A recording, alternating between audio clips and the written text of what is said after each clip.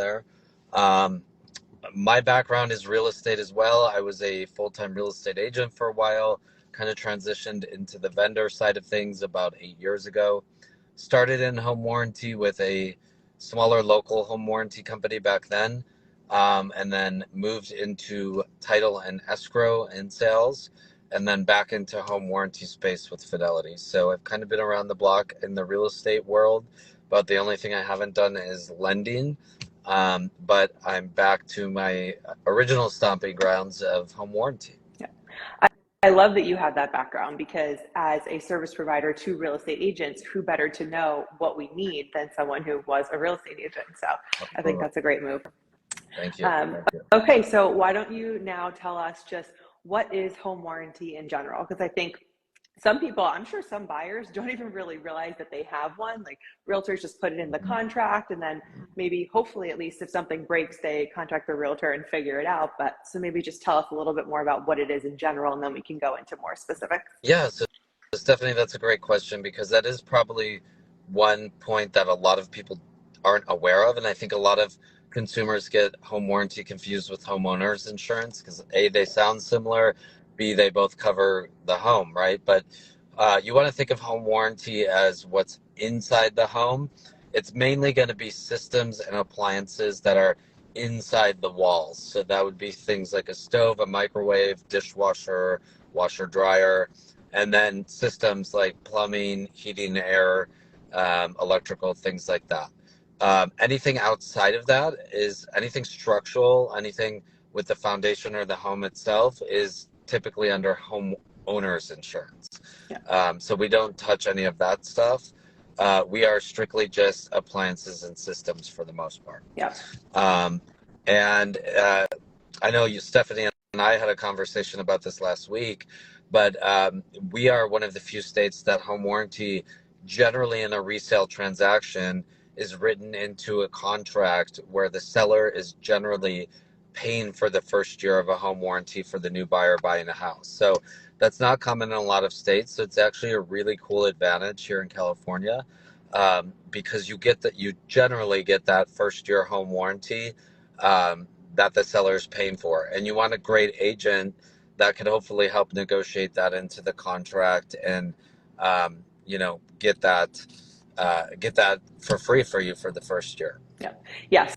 So to be clear, it's only for the first year. Is there a scenario where you could get it for more than 1 year? There's a 2-year policy that you can order up front. Generally, the amount that the realtor is asking for from the seller is not going to cover the 2-year policy.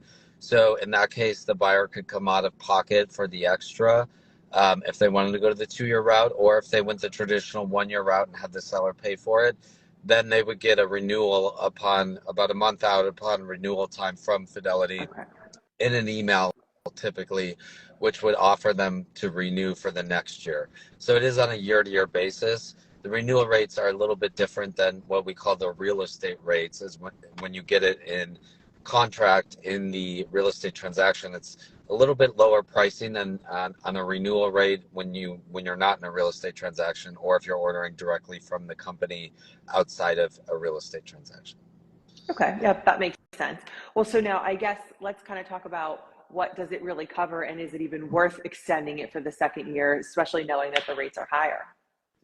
Yeah, I mean, it could definitely be worth it. I mean, the way you want to think of a home warranty is, if you are in a real estate transaction, you're typically not paying for it. So it's almost a free value for a year. But in terms of renewing, I think it's going to depend on the situation of the home. Every home is a little bit different. So maybe the age of the systems and appliances. For instance, if you're buying new construction, we actually do have a new construction policy, but generally a new construction home, by law, it has to have a 10-year structural warranty on it. Mm-hmm. And a third-party home warranty like ours will kick in year 2 to 5. But that first year, the reason they do that is that first year, the appliances are gonna have their own manufacturer warranty.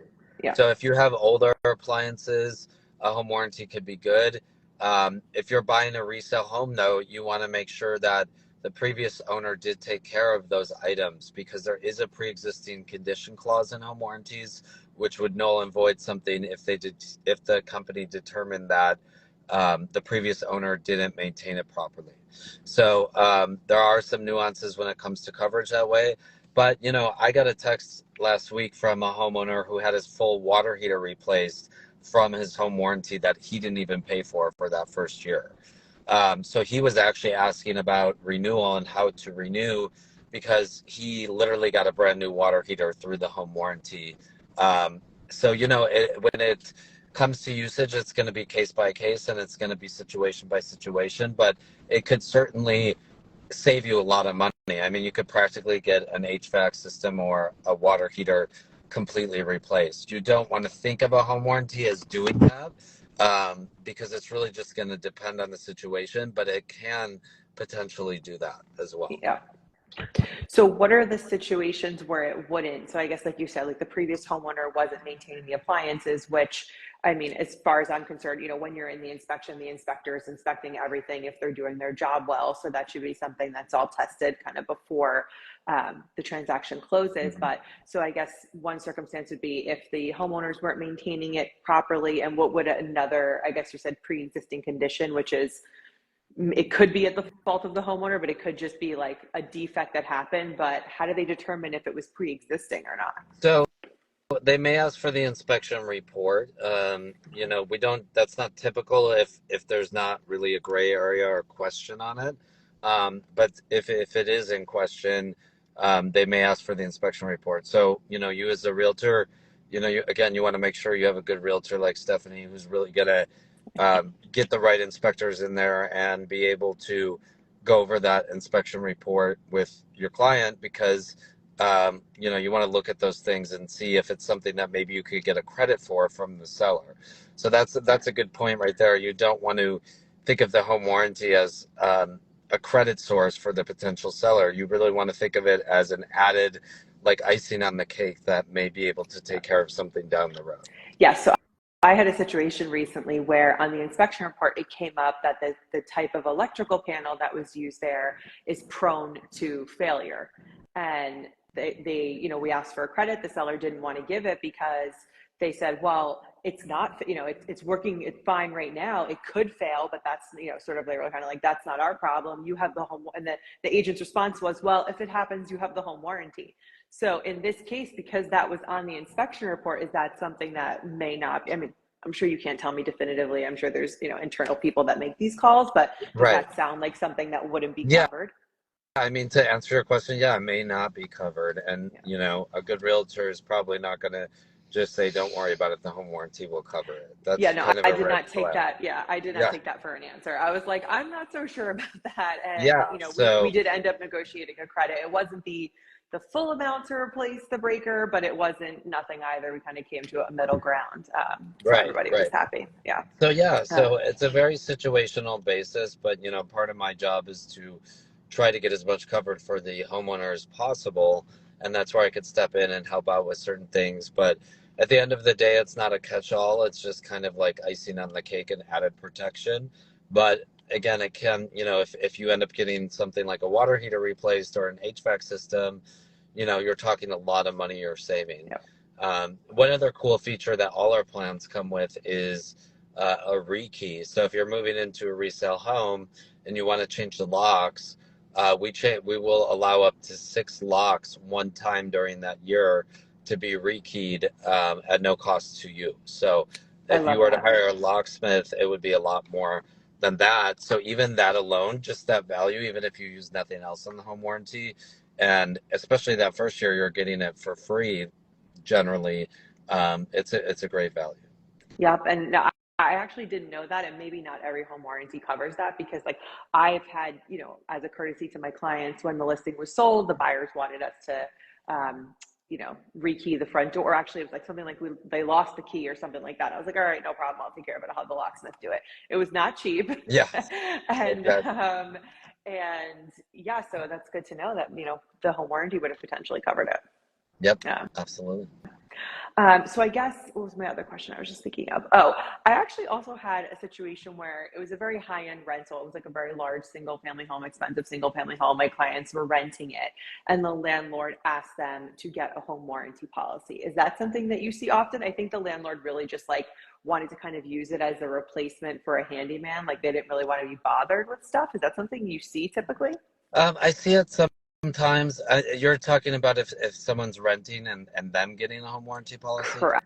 Yes. No, I don't see it like that. I see it, the owner of the property would be the one, because the warranty policy is only issued to the person that actually is on title on the home. So if there's two I people think on that's how title, we did it, but I think he had him pay for it or something like that. Yeah. yeah. So, but a lot of times an owner will have a home warranty in place on a home that they're managing. And I actually have a few realtor partners that they manage their own clients' properties in a multi-unit situation.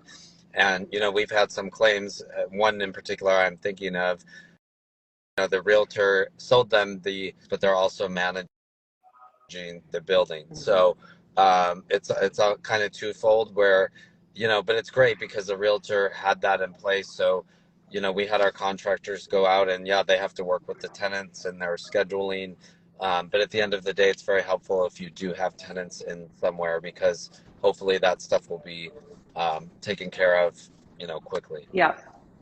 Yeah, I love that as a solution. I think it's great because, property management can get really expensive as well. So it kind of gets around that extra line item.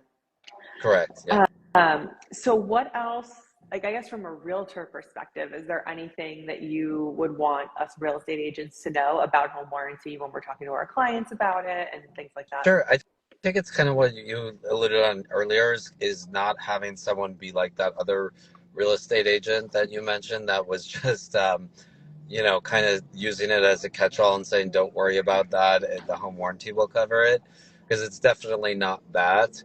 So I think a lot of times it can be missold through the real estate community. It's very much again, an added benefit and icing on the cake.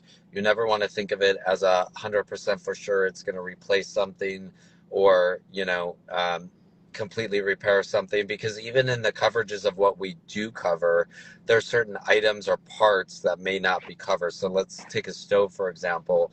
Let's say it's something malfunctions on a stove, just because we cover the stove, if it's a specific part that's labeled and not covered in our coverages, then it may be deemed as denied. So it's really That's important interesting. that realtors have that education. They review the pamphlets of the home warranty companies, because in our brochures, at least, not only does it tell you what's covered under each appliance and item, but it'll tell you what's not covered in terms of parts and things like that. So Yeah. I know it's not the most exciting literature to read, but it's something that you should definitely take some time to look at.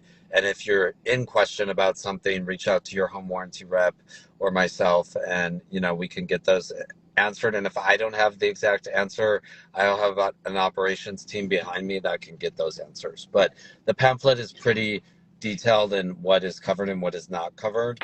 And it's in my signature too. So if anyone emails me, you can download the brochure from my signature. Yep, and I'll put all of your contact information in the caption of the post when I post this video. So anyone who sees this and would like to reach out to you, they can.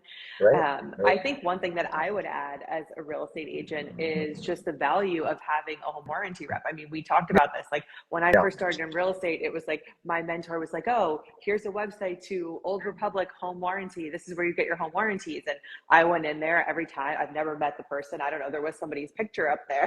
They were getting credit for the sale. I don't know who they were, but every single time. But now that I know you, that's a whole different story. And to your point of what you're just talking about, it's the service, right? Like, Right.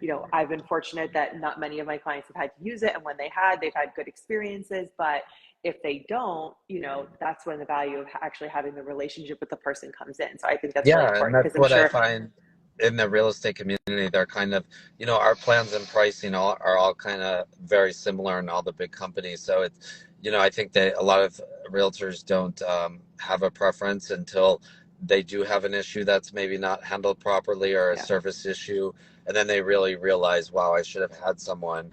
Because at the end of the day, my job as a home warranty rep, not only to place the home warranty orders or answer questions. It's really because I deal with a lot with the agent community. It's really making the agent look like a hero to their clients.